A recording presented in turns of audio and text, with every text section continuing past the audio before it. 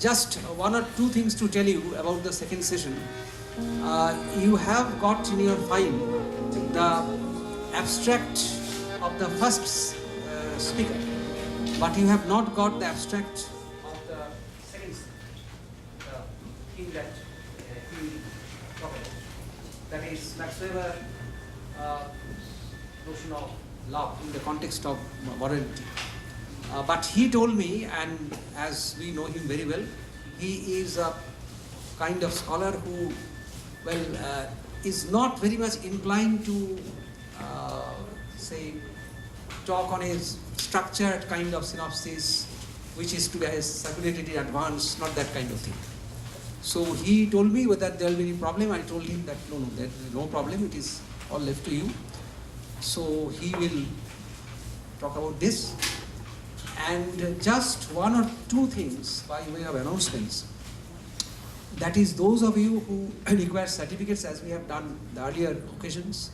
So those of you who require certificates, please collect them from the librarian, Pathor, and he will give you the certificates. And then just one or two things to tell you that I will tell you only at the end of this session. And this session, say, will continue up to, say, about 5 past 6 or 10 past 6. So over to Professor Abhijit Mitra.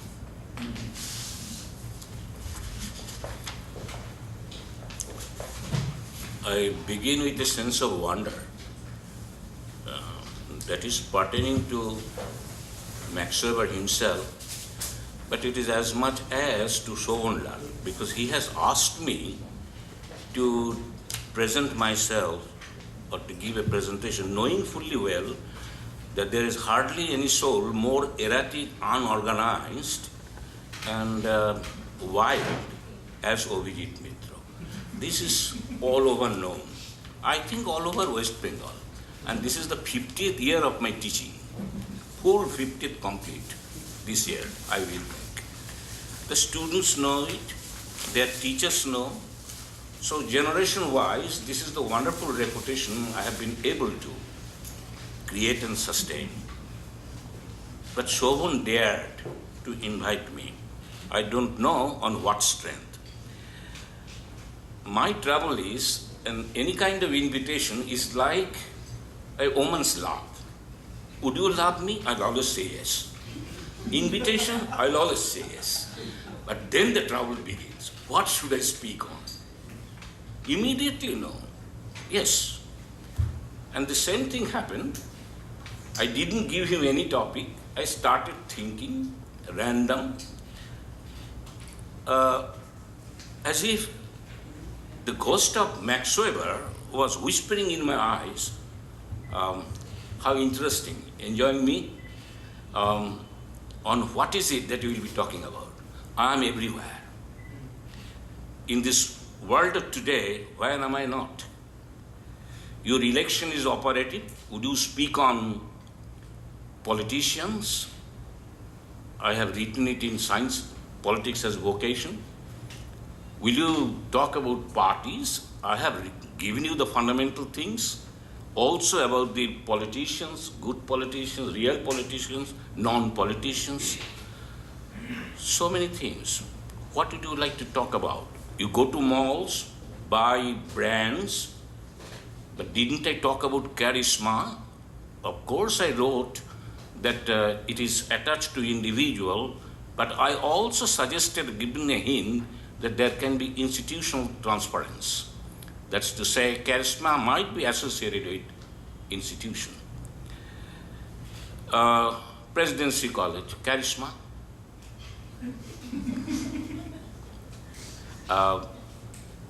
And much of charisma that the individuals derive, it is by virtue of the fact that they are associated with certain institutions which enjoy charisma. But to my eyes, charisma floats. I find the brands are charisma. I always go by charismatic brands. My wife is a perfect critic of me, that you don't buy anything unless it is a brand one. I say yes. So I thought that a brand has charisma. And charisma can be located in so many places. So I thought, should I speak on charisma? So I couldn't decide. Then suddenly I remembered the first text of translations of Weber that I read. That is Goethe and Mills from Max Weber. Essays from Max Weber. And in the introduction, it was there that 6 years before Max Weber got married to Marian, there was a very strong, profound love affair. That attracted me long back. The whole idea of love was born in me, pertaining to Max Weber, when I read that for the first time. The girl's name is not mentioned. I have searched Marian Weber's biography. It is not mentioned there. I have searched here and there. I'm still hunting for the girl. I'll be very grateful if somebody can show me the picture of that girl, because it is written Max Weber loved her. Marriage with Marian Weber was unconsummated. It was not grounded on sex. Max Weber did have extramarital affairs, but the world is comparatively silent about that. Although I have with me the reasons why I'm carrying papers, usually I don't. Because I can't remember the names, so I have jotted down the names. Max Weber's extramarital affairs. Their names are available. Marian Weber has mentioned 2 of them, but not in details. Not very unlikely. She was the wife. But the name of that girl, she was a cousin, sister, born of Helen, that is Max Weber's mother's sister. Mastuto বোন. It's Satyajit Ray affair. So I got the parallel. I became interested. Satyajit Ray was very much kicking then. I was long back, this acquaintance with this. What has happened to her? She used to be very sick and she had to be in mental hospital. And while she was just recovering, Max Weber broke away and married Marian Weber. That shocked me like anything. So if I am worried about Max Weber on love, it is because of Max Weber's rejection of breaking up with that girl. Emotionally, I can't stand it. And Max Weber did have a guilt. I bet he did suffer. He was a man of extreme conscience. And this, I believe, haunted him. And we are not capable of tracking down how this guilt affected his writings. I think it had a place, but I'm not competent enough to go into that and bring it out. I don't know the name of that girl either. But for quite a long time, Max Weber was in love with her. And in Goethe and Mills, the word love is used. But in case of extramarital affairs, the informations that are with me, the word love doesn't arise. That is interesting. That was a provocation. That is the source of inspiration, I sided with the girl and looked at Max Weber from the vantage point of that girl. So I searched and searched if Max Weber had written on love. As a man, I am deeply interested in love, both in life and in ideas, in thought, and in concept. So I always search if there is any thinker, okay, what is his idea of love? I have tracked down, say for instance, Karl Marx. He had a superb wife, most beautiful wife, girl at the time. He fought a war with the manifold suitors of Jenny, and ultimately did have a short fight and got her. Yet Karl Marx, towards the end of his life, fell for the maid in the house. And Calcutta became shocked. That was the first regime of left. It came out in McClellan's book. Karl Marx was a god. And God can do this? We all forgot. Look at the character of Indra and all our gods. Because the gods are gods, they are capable of doing it. So that book vanished. I believe you have still that in your library, Presidency, McClellan. But remarkably, I searched, what is it that Karl Marx has written on love? Very few. That tremendous lover who fought a battle has written so scantily about love. 2 passages. Shobhan, search for it if you find out more. I've got 2 passages. And the central theme was absolutely economic transactions. My mind. Absolutely exchange. Love is an exchange relationship. Give and take. Give and take. But possibly the most extensive writing on love written by a sociologist in the classical era was Semen. So Semen is my favorite. Here is a sociologist who wrote on flirtation, coquetry, adornment, your Anjali jewelers, and fabulous writing on love. Weber didn't write as much. Here again, the substantive material is not so lengthy. But I found that very, very sensitive things are there, worth thinking about. And I will bring it to the level of our society. Whatever he has said about erotic love, I will bring it down to the level of our situation, or say Bengal women, etc., if I am able. What did I locate? Intermediate reflection. That is the piece. It is there that Max Weber writes on love. I suggested to Shobhan that I'll be telling on Max Weber on love.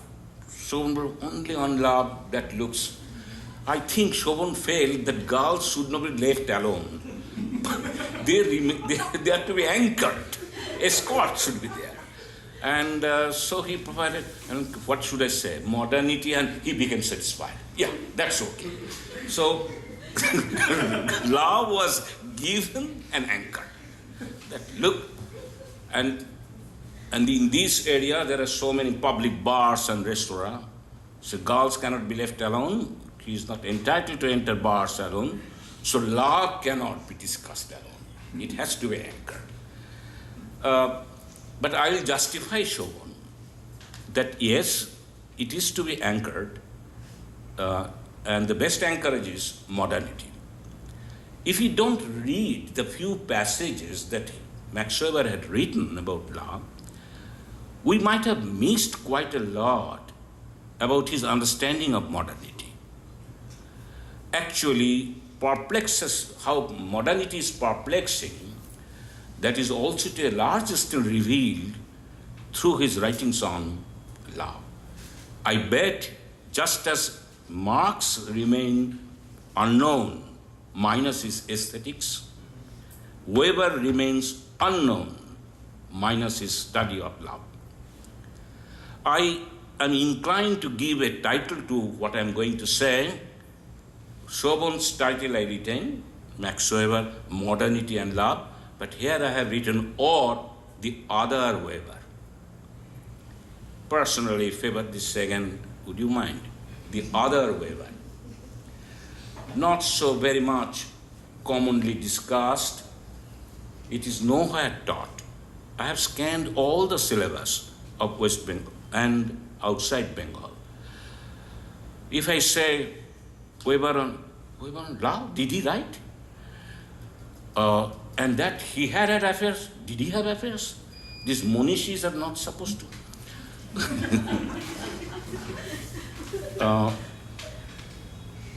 This I have checked.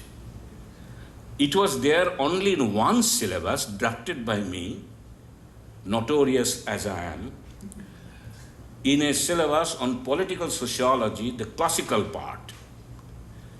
When I brought in Weber, in the details there was a topic, politics of love. And I used to set questions the students expected, because with passion I used to teach. I was only a lot of younger than this. So passion was much more when I was teaching this. Students expected that there will be questions on this, and I used to set, but moderators would delete it. Thrice it happened at Bardoma. Then I said, it is impossible. Then the students said, nonetheless, you go ahead, sir. We will be studying it. Maybe there won't be any questions in the final exam, but we enjoy studying love. I said, who doesn't? It is to be found in Intermediate Reflections, written in 1915. Weber died in 1920, 5 years back. The position of this piece is very interesting. It is to be found in his writings on religion. And intermediate, that means it is in the middle. What is on the left side, what is on the right side? It was actually, he was talking about Confucianism, Taoism on the one side, and Hinduism on the other, in between the intermediate reflections. The location of the essay is interesting. And here comes the East. Confucianism, Taoism, China, and Hinduism here. Here it comes. You see, this is very, very interesting to my mind. Possibly Weber is the very major sociologist or a social scientist for whose thinking religion had always been a source. You talk about his study of capitalism, he goes to religion. And I have found in many cases, if not most, religion comes in. I wonder why it is so. There can be a biographical reason, but my guess, mother was a religious woman, and the father was overbearing, upcoming, industrialist, bourgeois father, very dominating. Mother was not. And Max Weber witnessed quarrels between the two, actually the domination of the mother by the father. I developed a novel-like theory about Protestant ethic and the spirit of capitalism. This I jocularly used to tell to the students when I dealt with Protestant ethic thesis. that you see this dissatisfied boy who watched parental quarrel throughout his life, ultimately got his father and mother married, and he was the priest. The actual marriage he created between the two through his Protestant ethic thesis. The spirit of capitalism, father, and Protestant ethic, religion, mother. So these two combined together. So marriage between the two. This is my personal novel type. And if I write a short story on Max Weber, I will make it a theme. That how in the thought, what is missing in life or life problem is sought to be realized in the realm of ideas. And this is very much there in Max Weber while he was talking about love.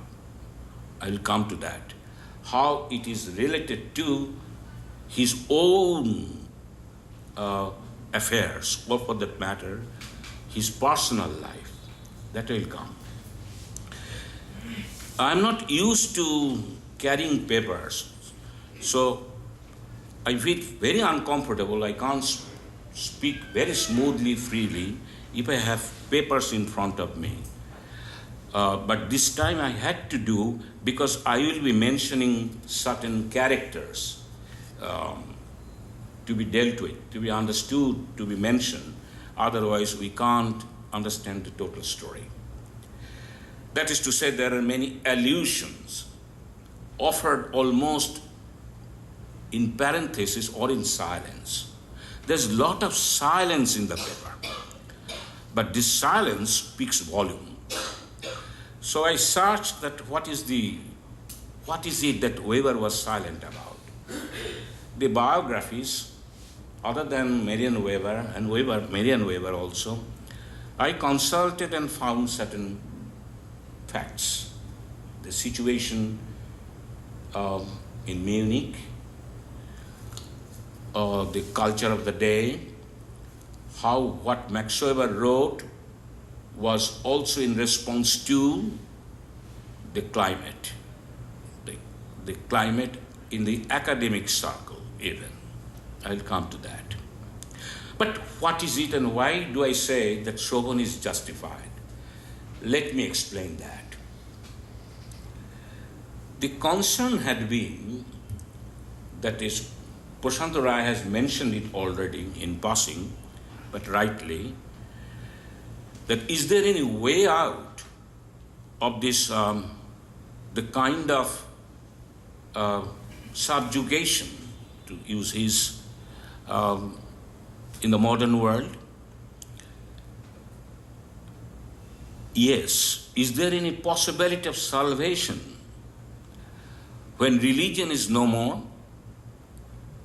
How is it that religion is no more in the sense lost its power? Well, it is because of rationalism, which is quintessential to modernity. So modernity has eschewed the possibility of salvation through religion. Is there any other way out? For Weber, the way out is love. So Weber's theory of modernity is incomplete without his theory of love.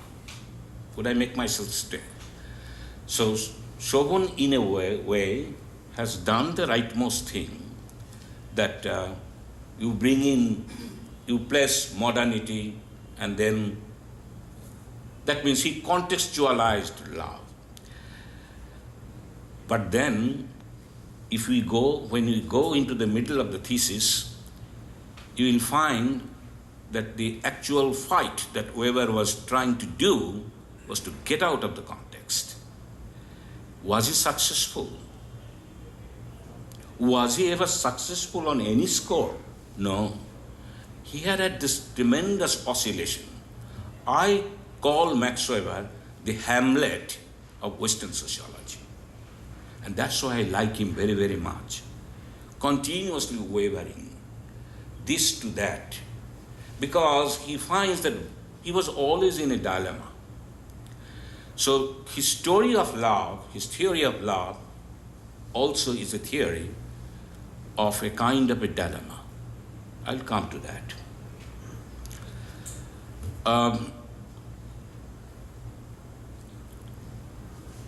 How should I begin? The kind of love that Weber had in mind as salvation was secular, corporeal love. I insist, corporeal. He does mention body. It must be body love, not abstract spiritual love. And herein lies the confrontation between the ethics of brotherhood and the erotic love. Religion offers the ethics of brotherhood, a kind of love which is brotherhood, universal brotherhood. But in case of erotic love, it is pinpointed. There is the definitive other, and not an idea, but an other, a concrete, embodied other. We talk about that sociology is without the body for pretty long time. But if you read Max Weber's passages on love, you find that how he makes things embodied. He was talking about embodied love. Okay, what kind of love? Passionate love. What kind of passion? Wild passion.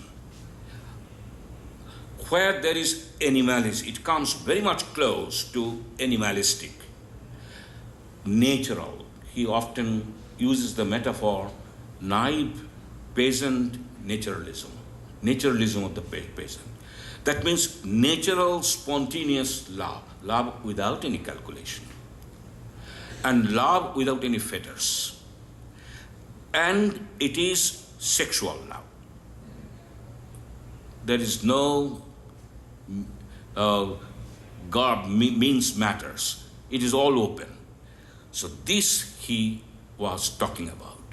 And that is the escape route from the possible icy cold, the phraseology which he adopts from Tolstoy in depicting the end, which he mentions towards the end of Protestant Ethic book. Max Weber was trying to find out the way out of the possibility of cold. And he was thinking in terms of extremely warm, passionate, animalistic love. Nothing is more warm than that. So he wanted to take the shelter of that kind of love which is full of passion and warmth. The iron cage, another translation is steel cage. Professor Rai has mentioned that. What is the way out of that steel cage? Again, this is the only way out. There is no other way to break the fetters of the steel cage but to get into this. So love is the salvation. So whole story of religion is rewritten in the hands of Max Weber. That it becomes a religion of love. If religion means in our language moksha, salvation, okay, what is the way out? To be with God? Yes, we heard about it. Max Weber will portray to be with another. Loving another soul, full-fledged, and two being merged into one. This kind of. And that is equal to be with God. So he brought down God to the level of a lover. He brought down God to the level of the beloved. This is the inverse way that Weber was handling the whole story. He retains the imagery, the metaphors of religion, like salvation, etc., etc. But he was talking fully about sexual love.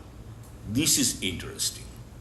But that he does as the way out. So far, so good. But it was not so good. Because there are so many restrictions on love. Who has established these restrictions? One major source is Christianity. Trouble with Weber is he cannot but bring it in. And he shows that how Christianity itself has rationalized love. I find that study interesting. That is, church is rationalizing love. That means it is establishing, rationalization is controlling. What did it how did it control? Systematically, what the church did was reformation of certain religious practices. Most important of it in this context is sexual orgy. That was associated with religion, religious practices, and that is to be thrown away. Cleansing of that. This is one. Orgiastic affairs will have to be stopped. Rationalization number one. Number two, love is to be channelized. It is to be put in a cage. What is that cage? Monogamous marriage. Sex is allowed, but only for child begetting. That is sex for reproduction. Reproductive sex for that marriage. Nothing beyond marriage. So this was what church did, and this was actually one major way that the society was controlled and culture was grown. And it is in this context that love is to be conceived, but it is constrained love. Is there any other restrictions or rationalizations? Weber said yes. These rationalizations came from a kind of aestheticization of love. That is, converting love into art, making it a matter of aesthetics. He used the word finer, and almost like distillation of. He uses the term sublimation. This sublimation is not the Freudian, it is chemistry. That is distillation of things and making it fine, and that is to be enjoyable consciously. This is quite a limitations imposed through rationalism.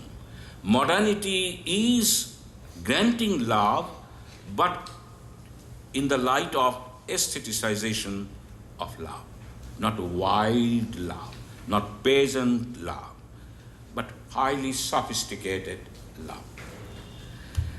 This was the tenor of the day.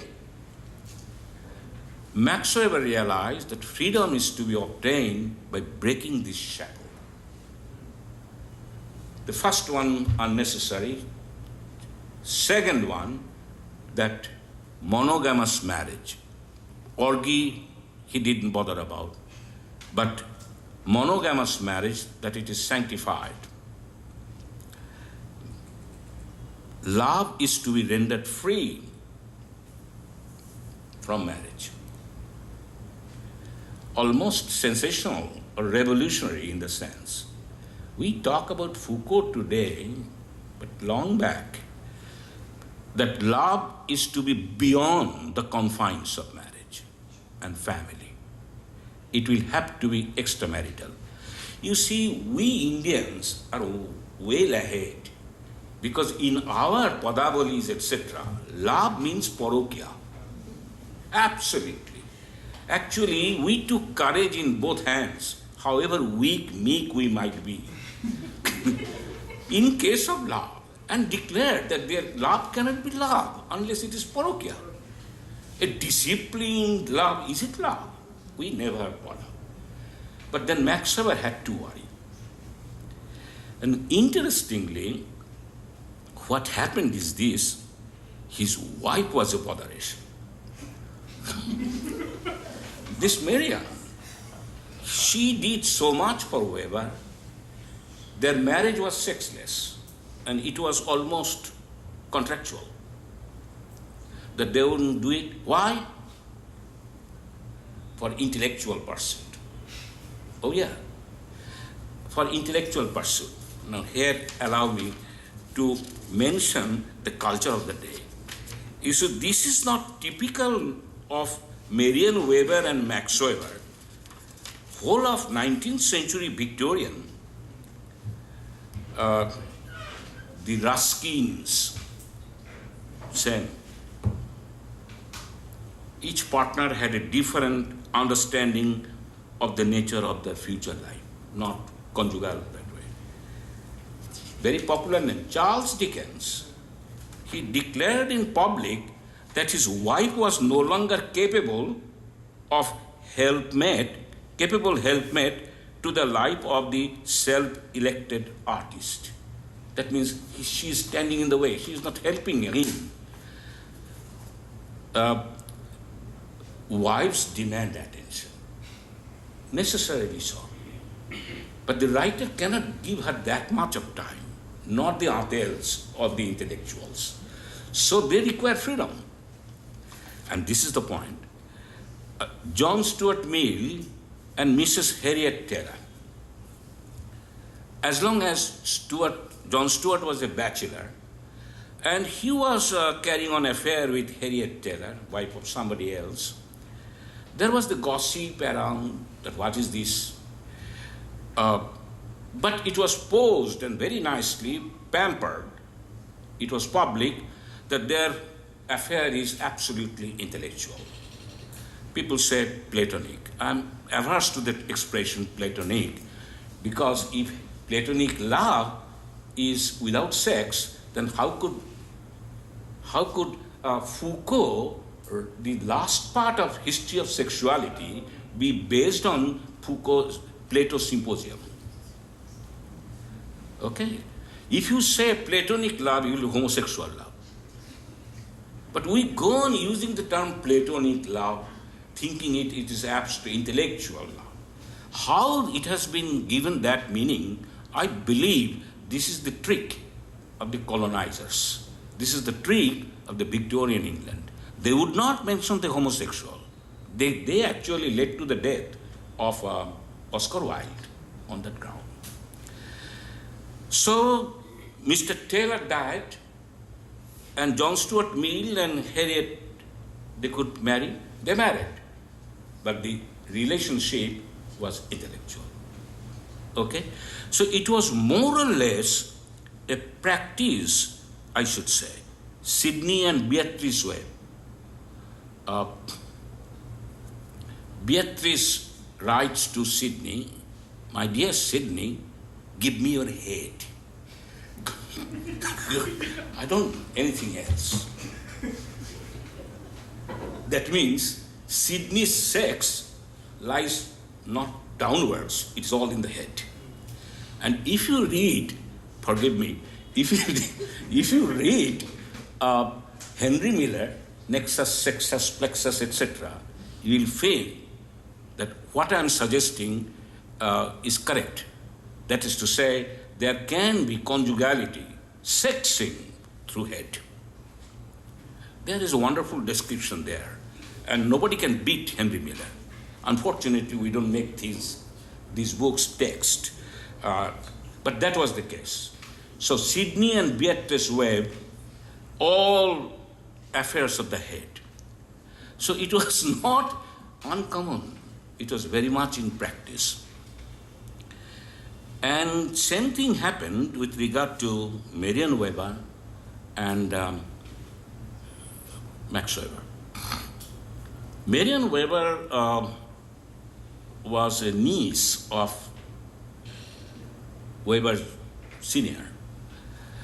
She once came to Berlin again, revisit, and that time she fell for Max Weber. And her mother, Max Weber's mother, took her in order to do some help to help her in carrying out the household activities. That is how Marian became a part of the family. And Marian fell for Weber. It took time for Weber to take a decision. Hamlet he was. So much so that there was a time gap and another person got in. And that created trouble. So there was a third person who entered in between, proposed to Marian Weber, and Marian was not yet sure what she should do. Then Max Weber took the decision, okay, I'm marrying you. So marriage took place, but then under that condition that they will be living a life totally dedicated to a higher cause. That there was a kind of religiosity implicitly in it, that we are devoted to something beyond us, not to our children, not to etc., but to a higher purpose, and that purpose was intellectual purpose. Marian had to be almost a nurse with regard to Max Weber, because, as he was telling, he was right from the beginning a sick man. Very on and often Max Weber used to become sick, and Marian Weber had to take full care of this person. But I don't think that stands in the way of sexuality. I'm a married man. I got married in which year? Which year? Prashanta? 1971, right. 1971. And my wife deserves a Nobel Prize that she has not left me. That's to say, she is still with me. She has 100 and more reasons why she should not be with me. She should have fled with somebody else. But anyway, she's there.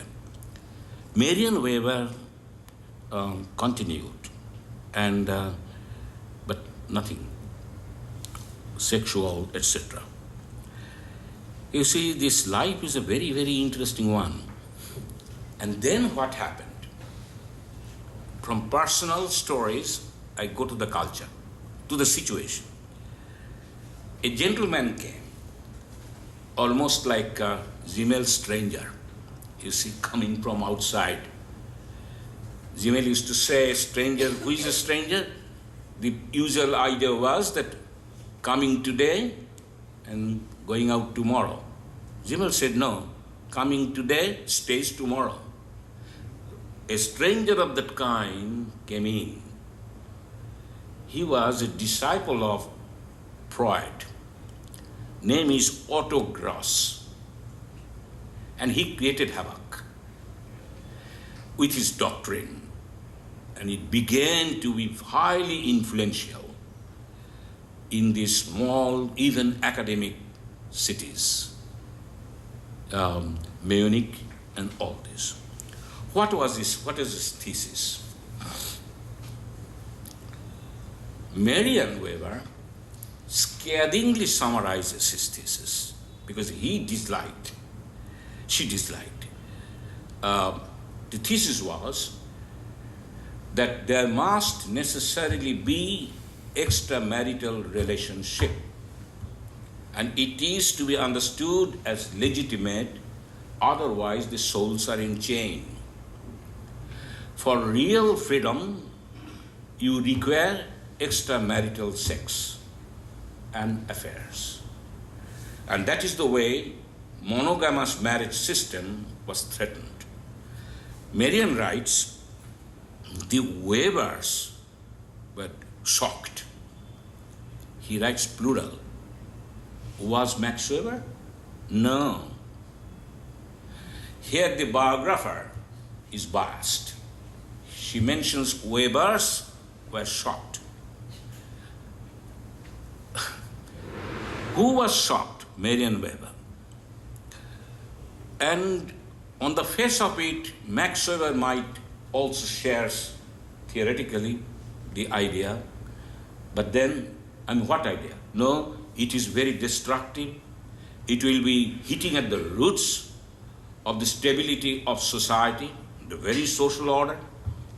If monogamous marriage system is at stake, the whole society at stake. So there is a threat here. It is not confrontation with Freud directly, but with his disciple. Freud was there. That is to say, contestation with Freud through Otto Gross. This is very, very interesting episode. I have doubts about Max Weber. I'm convinced about Marian Weber. Why I have doubts? Because Max Weber had two major extramarital affairs, clear cut. Here I'll have to look at the note, because names. One was, the first one, a Swiss pianist.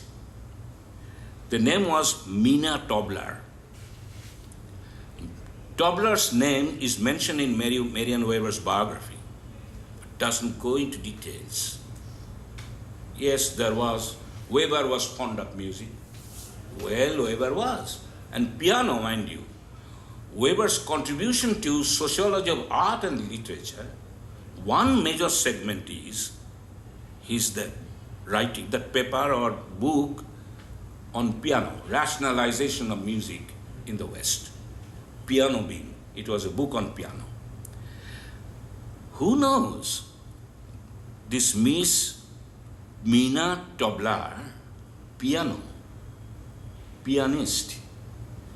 And how come Weber took piano in order to project rationalization of music in the West?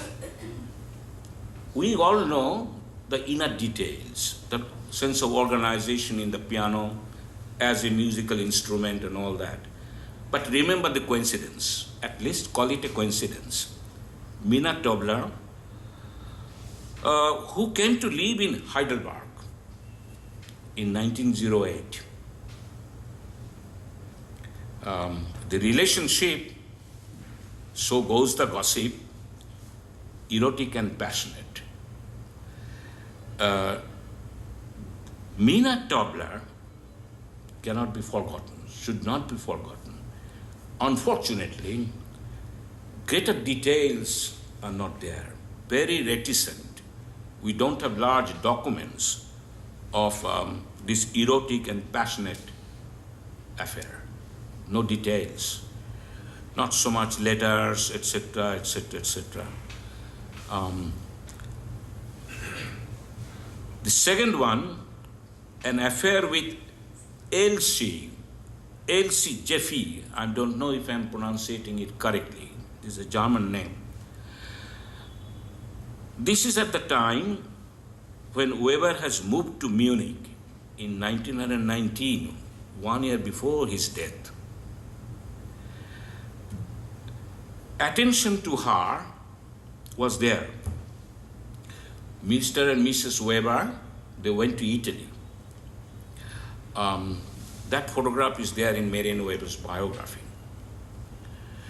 Very rigid kind of couple photography on tour. Anyway, that is my personal interpretation. Those were the conservative days, so their presentation of self was different. They became acquainted with Elsie, and Elsie became a friend. Elsie entered into an affair with also Max Weber's brother, Alfred Weber. Okay? When at first the meeting was in Italy, Max Weber's whatever feeling she had for Elsie, because of her involvement with Alfred Weber, the brother, remained unrequited, to be fulfilled later on when she came to Munich. Okay? And Elsie remains. I find that Elsie figures in the biography that Marian had written, and I was searching that who among these were close or were still there with Max Weber or came to see Max Weber more or less on a regular basis, at least at the time of crisis. When Weber was suffering from pneumonia, Elsie came, and she used to sit by the side of Max Weber. But this was tolerated by Marian. So this Elsie with Elsie, Max Weber did have an affair, right? These are extramarital. So we can't say that Webers were very much apathetic to autogrossus doctrine. Not Webers. Marian, true, but not Max Weber. He actually practiced autogrossus. He was not alone. At that time, this was not simply sweeping among the younger generation, but older generation. People of Max Weber's more or less time. I mentioned autogrossus doctrine, which caused havoc in the small society of academic Heidelberg. What was the atmosphere? Elsie had an affair with Otto Gross. Okay? Gross's wife, Frida, had an affair with the philosophy professor Emil Lask. He was a very renowned philosopher. But wonderful that these academicians were very good at this. Hail Germany, my mind. Okay. And then Elsie's youngest sister, Mrs. Frida Weekly, had an affair with Otto Gross again. He was a kind of, what was that? Mahesh Joki, na? In Pune. Yeah. This Otto, psychologist, disciple of Freud, was actually that kind of a fellow. It seems. Terrific. Had an affair with Otto Gross, which in turn instigated a further affair and elopement. Now see the effect. With D.H. Lawrence. Who? That Mrs. Frida Weekly, who had an affair with Otto Gross, that instigated, provoked D.H. Lawrence. Lawrence was a little always on the lookout for this. And if you read his novels, you understand. So with D.H. Lawrence. And already told that Elsie took up with Alfred Weber. So you understand the promiscuous world. This was the situation. Weber was a party to this. Okay? So, but was it all very smooth, clean? No. Erotic love is not very smooth.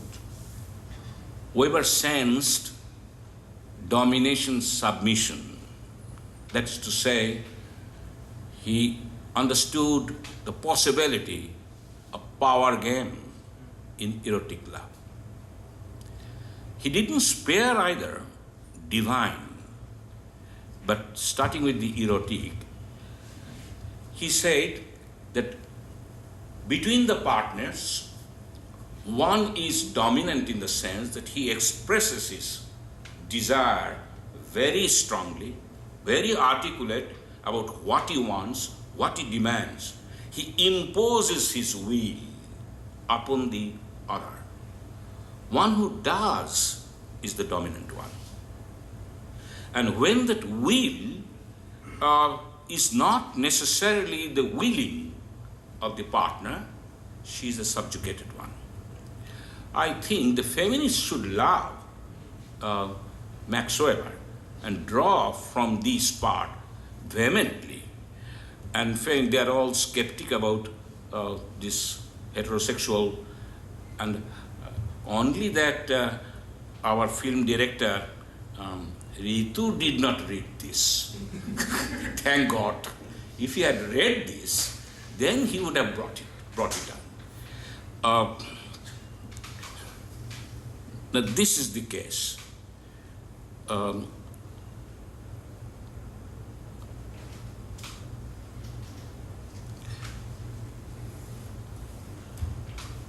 go that a little more in details. But I say that not simply younger generation, but Weber's generation. Here are certain facts. Lask, Professor Lask, he was 11 years younger than Max Weber. Edgar Jeffrey, 2 years younger. Alfred Weber, 4 years. Max conducted an open liaison with Mina Tobler.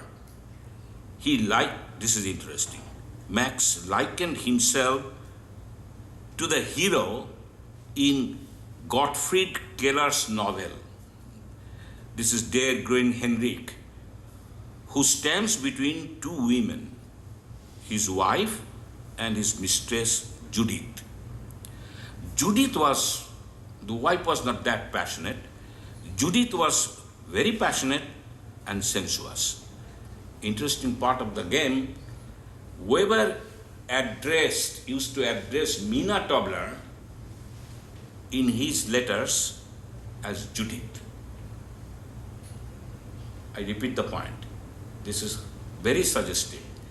This novel by Keller was a favorite of Max Weber, and the hero was actually carrying on affairs with two women, one being the wife, the other being Judith. Judith was passionate, Judith was sensuous, and Weber addressed Mina Tobler as Judith. I easily imagine he used to call Judith, actually Mina. That means he was imputing Judith, he was considering Mina to be Judith, and that kind of relationship he developed. Marian Weber is silent about it. Very strange.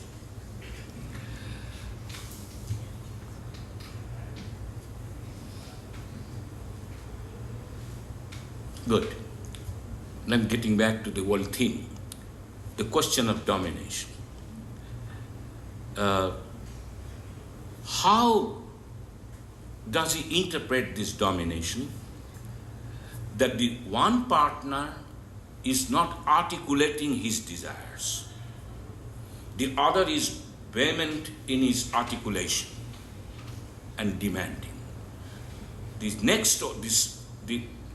partner, generally in the patriarchal framework, the man is demanding, the woman is not so demanding, not so articulate.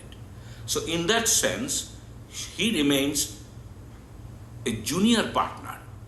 And incidentally, Marian Weber, when she married Max Weber, she became a junior within quotes, to Max Weber. Junior partner. So what Max Weber was writing was a kind of a reflection of his relationship that he was having. Now, this he says, that articulation. Now, there can be a case that the woman partner, he is not articulating his desires. His partner's desire is his heart desire. It may so happen. Weber brings up this theme. He says that if she does so, then she doesn't have a self. She doesn't have a soul. That means to have a soul, to be a self, you must be articulating demands for sex and love. If you are not, then you undergo the sufferance, accept the other's will or other's desire, and treat them to be your desire. That way you vanish from the scene. This was Max Weber's thesis, that this happens unless the other one is equally articulate. Here my question is that isn't it possible to conceive of a relationship where one remains silent, that is not so much demanding, dedicates herself for the husband or the lover? Isn't it possible? What would Weber say? Weber doesn't raise this question because he didn't visit Bengal. He didn't know generations of Bengali women, how they had done this one after another.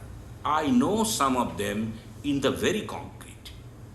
Okay, they are no more. But total dedication. Now, this is possible or not possible. Strangely, Weber doesn't raise this question. But this is basically an Eastern question in the East, where it is more or less habitual that the girls remain comparatively silent, the wives are not so much demanding, they can mingle with the desires of the husband and be with the husband, be merged with the husband. Ulrich Beck, not so long ago, has been talking about double biography family, where the husband and wife are having separate careers, etc., prior to that single biography. That single biographic character was patent in our country, even today. Of course, things are changing. Possibly, who is the dominant partner? That requires a field inquiry now. It is no longer not necessarily always the man, because women are also on the top. And not only top, biologically top, physiologically top on the bed, but emotionally, desire-wise, much more demanding than the male. This is also happening. And I can't ventilate the empirical stories that are with me. Confessions of very young, I can't tell their name, but then I know. As late as the telephone call I got from Lucknow, she is narrating what she is doing. You see, and you get what I mean. So this is in a reverse way happening. But this is a kind of an issue which Weber entered but didn't get inside, that there are other possibilities. It may be, but he speaks in more general terms, that either of the two may be dominant and the other one subjugated. But he doesn't grant that soulless love is a love. That if you are not demanding, you are just fulfilling the desire of another, then it is not your love. It is coercion. So one of the other is coerced. So he could smell coercion in erotic love. If there is coercion in erotic love, then erotic love too requires freedom. There must necessarily be freedom also in love affair. I repeat, there is the discovery by Weber, the potentials of coercion even in erotic love. If that be so, then in erotic love too, one has to find the way out, how to get out of it. This is one question. Weber was talking about also the fact that this erotic love, this domination, submission, that this is not genuine love. Then what is love? That equal sharing and equally giving, boundless giving to the other. But if the other is actually enjoying himself in the other, then it is not genuine love. What is happening here is that I am enjoying myself actually in the other. I am treating the other as a means to my end. But a love to be loved, the partners will have to be treated as end in themselves. Even gods are brought in. Subjugation to the god is a kind of coercion. This is Weber. But then, is the dominant also not coerced? Max Weber suggests he too is coerced. How? That he is only left to dominate, get things out of the partner, but he is denied the role, capacity of pleasing the other. He doesn't please the other. He only pleases himself. So he is half offbeat. This is a very sophisticated analysis. That even the dominant, I wish the rapists had understood this. That by raping, they are just pleasing themselves. They are not getting anything. On the other hand, here is a possibility that by remaining inarticulate, you can make the dominant suffer. Suffer where? That he will be only pleasing himself. He will not be able to please the other. This is the strategy that will find prostitutes adopt. I know it personally. I have got their confessions with me. They have taught me their strategies. Excellent strategies. That is to say, they will make a show that yes, they are participating, very active. Actually, it is bullshit, bluff. And that way he is pleasing the customer. Actually, the customer is cheated. So this is the techniques, a kind of weapon of the weak. So in erotic love, there is sufficient scope for politics. Weber was locating an area of politics.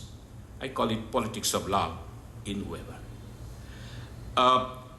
And this politics of love requires, I think, a much more detailed investigation, including that one, that how do we place Weber in the context of our society?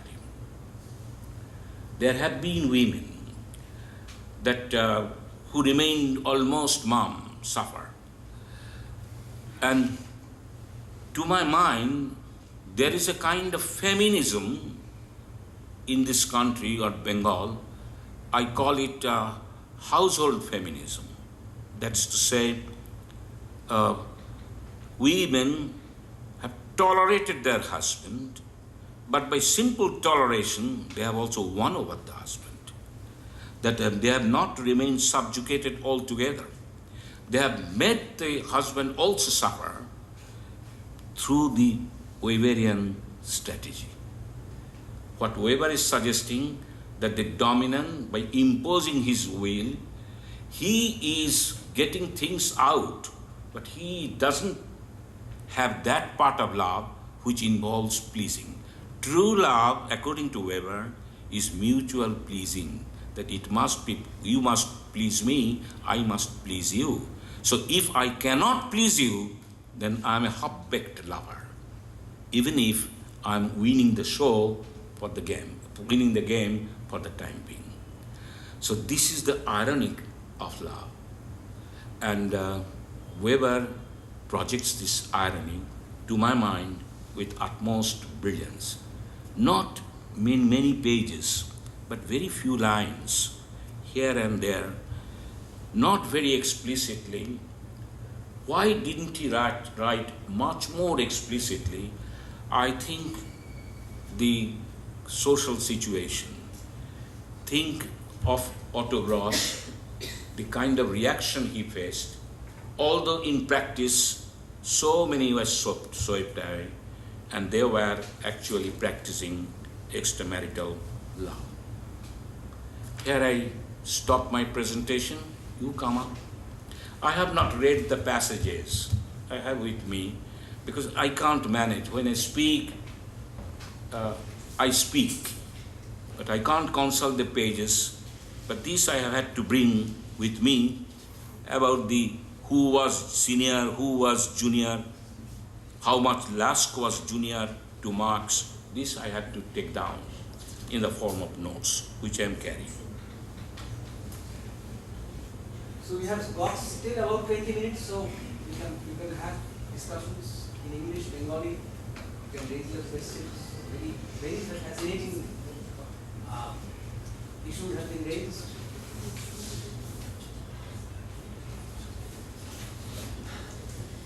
আমার একটা কথা মনে হলো, আপনি talked about positing Weber in Bengal.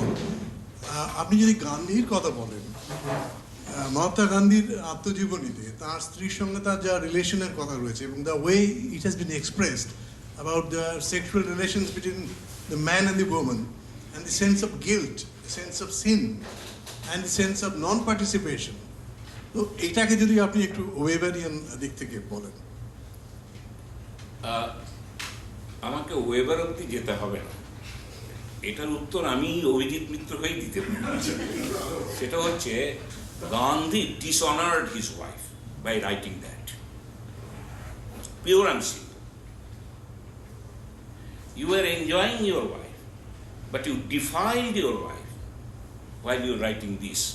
করে তুমি বলছো তোমার guilt. It's a shame. It is not befitting a Mahatma. He was not a Mahatma with regard to his wife. As simple as that. This is my answer. I think Weber would have answered like me. Given this stipulation that I have mentioned, Weber wouldn't have approved that. If you have a guilt, then you are not actually, by being guilt, you are making the wife guilty. You don't have the right. You don't love your wife. Okay? Sleeping with wife is a matter of guilt. You see? And as for Gandhi's experiment, Gandhi was then at that time older than I am, carrying hands on two shoulders of young girls, sleeping with two young girls in the same room. So what? That doesn't prove much. About these experiments with truth, I'm skeptical. It doesn't make a person great. Why should it be a notion of greatness that I don't go for sex is a matter of greatness? Doesn't we have other possibilities of showing our greatness? That by becoming sexless, we become great? Where the gods are not sexless? You understand my point? This is typical of Gandhi and many others. I don't approve Vivekananda either. The way he treated Nivedita, I don't approve his behavior. Had he been a student of mine, I'd have scolded him like anything. That girl was mad in love.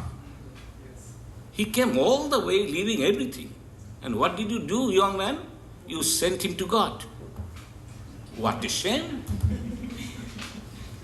And I have a theory that the posture of this Vivekananda, it also means not simply strength, arms folded, guarding what? Guarding the heart. What the heart is afraid of with Nivedita. I know this is a joke I can tell to my students, but I cannot do it in front of Ramakrishna Mission. So that is my answer, with or taking aid from Weber with regard to Gandhi's handling of that.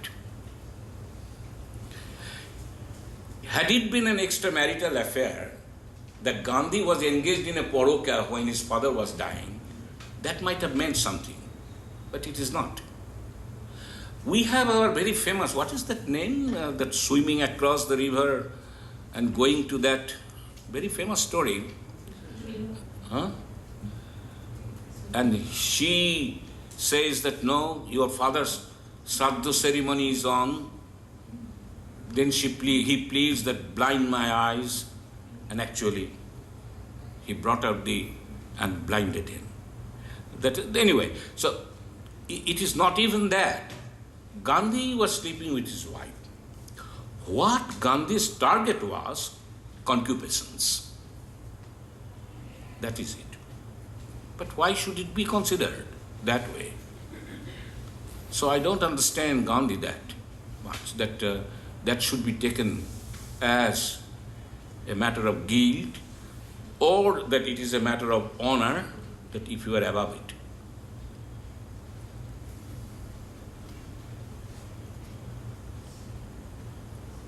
So any other question? Feel free. Is there any confusion which I should clarify in presenting Weber and his time, autographs? Normally we don't bring in autographs while we study Max Weber or present Max Weber. Not at all. Because we don't bring up this topic of love. So one side is missing. That is Weber in relation to Freud. That is actually the biographical dimension is never touched. What we discuss. Whether it be Weber or Marx or anybody. So one thing you said that coming out of the cage and erotic love is the way to come out of the cage. Now, when there is no true love, then doesn't also erotic love become another cage? Another cage. Sir, would you just explain it? It becomes a cage when you can't get out of it, but you are suffering the imposition, catering to the will of your partner. Will which you don't, which is not your will. So ultimately you come a full circle. See, what Weber was looking at, that there are possible cages, actually the entirety of intermediate reflections suggestive of various spheres. Each sphere is a cage. There is not one single iron cage, iron cages. Now I find that even in erotic love, there is the possibility of a cage. Erotic love, extramarital love is a liberation. But if in that liberated zone, these things happen, it becomes a cage. It becomes another cage. Another cage. This is very suggestive. There is a kind of tragicality in Max Weber's thought. What he realized possibly is the human predicament. The greatness of a thinker lies in his understanding of the possible predicaments, human predicaments. Max Weber was an expert. He was very good at it. That we say why he didn't go for this. Every time he was looking at things and finding predicaments. I said dilemmas. And his talent was there. That his perception was so penetrating that he could see ahead. Yes, this is a liberation. But in that liberated zone, there are potential cages. Don't you think that is brilliant? So there's one thing I would like to ask, that if he's speaking of extramarital love, but why is it that he's not considering conjugal love also? Because conjugal love can also become equal relation. Oh yeah. So why is it that you have to be liberated only if you have an extramarital love? Why is that dimension not there? It is very simple. Because conjugal love, monogamous marriage, is an institution.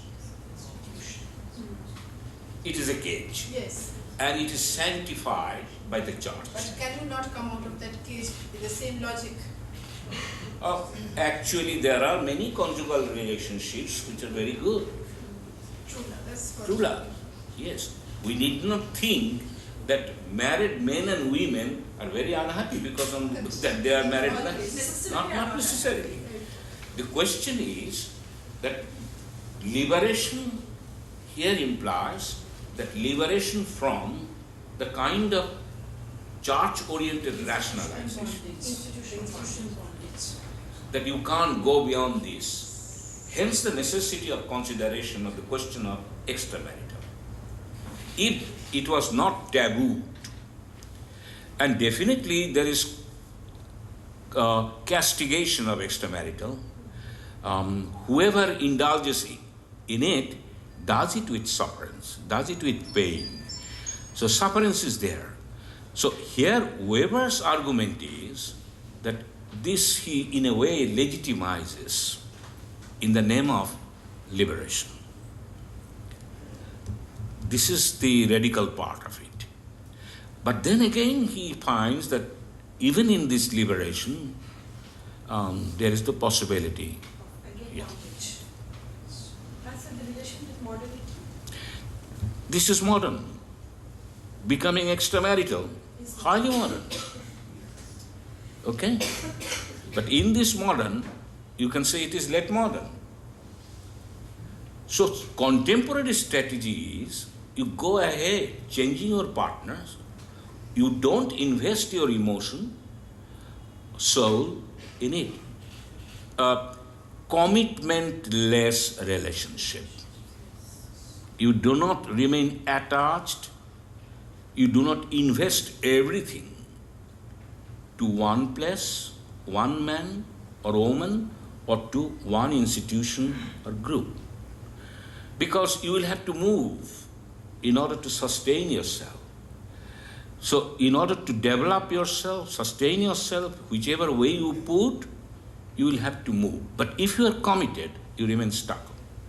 It has a parallel with the economy. Look at the business world, continuously changing. The products are changing. New skills are in demand. And if the skills you can't renovate, change your skills, then you will be kicked at the ass. So this has its parallel in every intimate relationships also. So we are carrying on affairs with this, that look, we are together, but until further notice. This is virtually postmodern love in a postmodern society. Yeah. Sir, church-oriented rationality aestheticization যদি হয় তো heterosexual love and homosexual love that is also again related to church-oriented rationalization aestheticization বলা যায়. In that case, Weber যদি ওটার against-এই বলছে তো why only he is emphasizing on heterosexual love in case of erotic love, not on homosexual love? That will be again a limitation on the liberation. You are right. I have a confusion on that. No, you are right. ট্রাবলটা হচ্ছে homosexual ইত্যাদি যে নোশনগুলো lesbian, homosexual is the wider category incorporating the lesbians initially. These were considered medically abnormal love. But this is when sex has become a discourse. So Weber is also into it. Not yet. Weber এটার মধ্যে যাচ্ছেনই না, পৌঁছননি. তার মানে তো sir উনিও Not necessarily. Not necessarily. this case. না, এখন সব ওর কাছে এইটা ইমার্জ করেনি Homo, because he was not a homo. He was all out like me, 200 times hetero. Look at all the affairs. In the Greek, he writes that aestheticization of love. Look at the Greek society. The boy is eroticized. He writes. Looking back at history, he talks about that. But coming down to the modern phase, and this is not happening in the society he belonged. All the affairs that I have mentioned are all hetero. Okay? And you see, hetero model is very foundational. Even among the homos, there is the, right? Even among the lesbians. So heterosexuality is a frame which you can't ignore. So if the discussion is centering around heterosexuality, that is quite revealing. You can apply the same logic in the field of homosexual relationship also in the lesbian relationship. That can be done. Weber did not, my simple logic is that he didn't have any inclination towards that.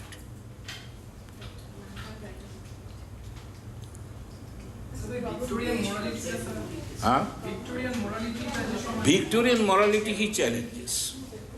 Otherwise, he wouldn't have asked for extramarital relations, considering extramarital relations as a way out, as a marker of liberation from a kind of iron cage. He talks about many kinds of rationalization, that man is becoming vocational experts, professionals, that is another kind of iron cage. Now all these developing a sense of icy cold and how to get out of it.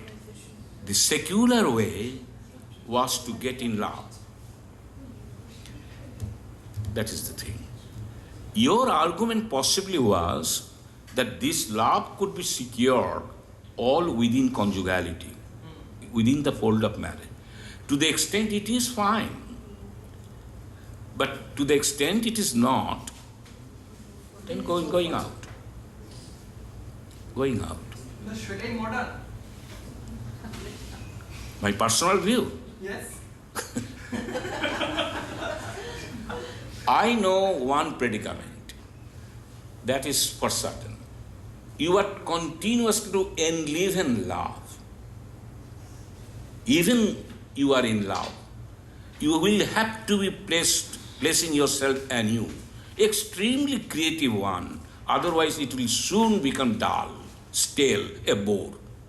You will become a bore to the woman unless you go on changing yourself. And frankly speaking, most of us utterly bores to her female partners. পেতে গেলে recreate করতে হবে, সেই ক্যাপাসিটিটা তো আমাদের ততটা নেই। I dedicate এতগুলো এক্সট্রাম্যারিটাল লাভের কথা বলা হলো, তার মধ্যে কোথাও কোনো সন্তান উৎপাদনের প্রসঙ্গ এসেছে? Good, very good question. আমার আরেকটু বলার আছে, যদি সন্তান এসে থাকে তাহলে পিতৃনাম হিসেবে কার নাম ব্যবহৃত হয়েছে?